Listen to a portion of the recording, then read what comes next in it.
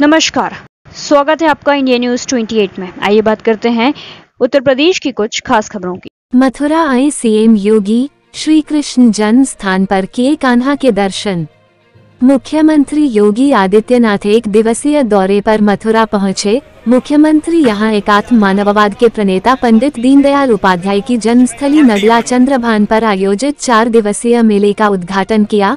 मुख्यमंत्री यहां से उद्घाटन करने के बाद मथुरा पहुंचे, जहां वह श्री कृष्ण जन्म स्थान पर भगवान के दर्शन किए। मुख्यमंत्री योगी आदित्यनाथ हेलीकॉप्टर से सुबह 11:25 पर नगला चंद्रभान में बनाए गए अस्थायी हेलीपैड पर पहुंचे। यहां से मुख्यमंत्री का काफिला सड़क मार्ग से पंडित दीनदयाल उपाध्याय जन्मभूमि स्मारक भवन पहुंचा। मुख्यमंत्री स्मारक भवन पर 11:50 तक रहे। 2:05 पर मुख्यमंत्री का काफिला श्री कृष्ण जन्म स्थान पहुंचा।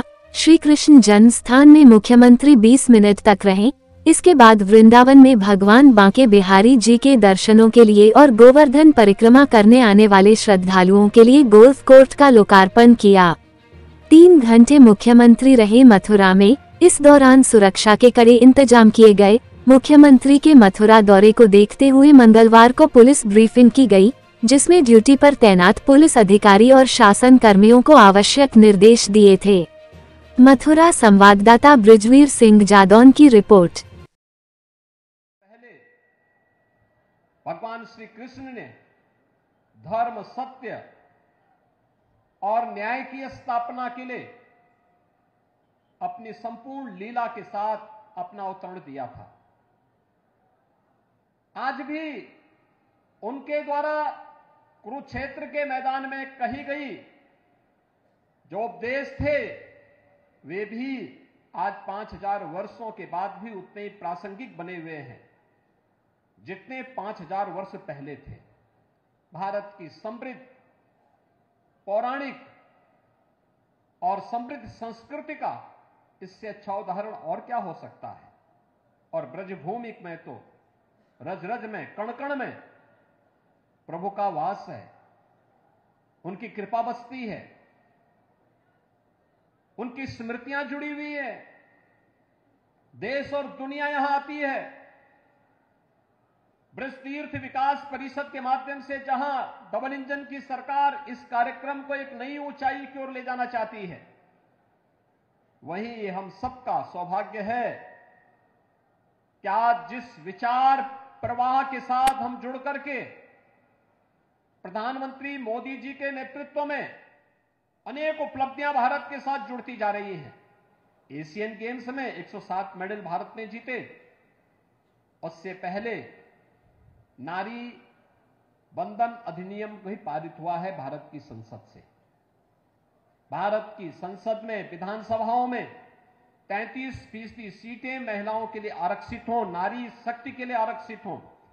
यह देश की संसद ने इस प्रकार का अधिनियम पारित किया है और यह प्रभावी ढंग से लागू हो सके, इसके लिए अनेक कार्यक्रम चल रहे हैं।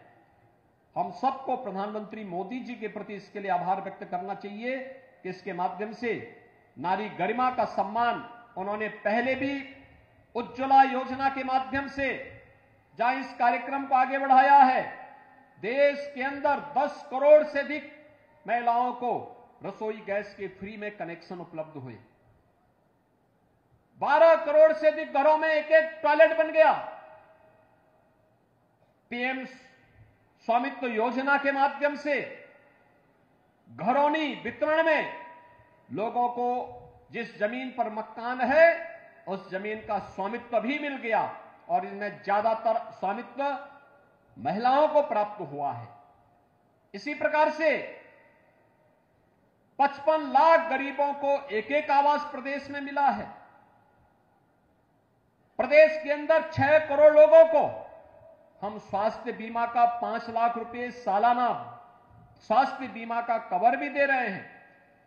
ये ऐसे अनेक कार्यक्रम हैं जो रचनात्मकता को तो आगे बढ़ाने का कार्य कर ही रहे हैं, लेकिन साथ साथ एक और बात जो हम सबके सामने है, सामान्य दिनों में लोग घोषणा करते हैं।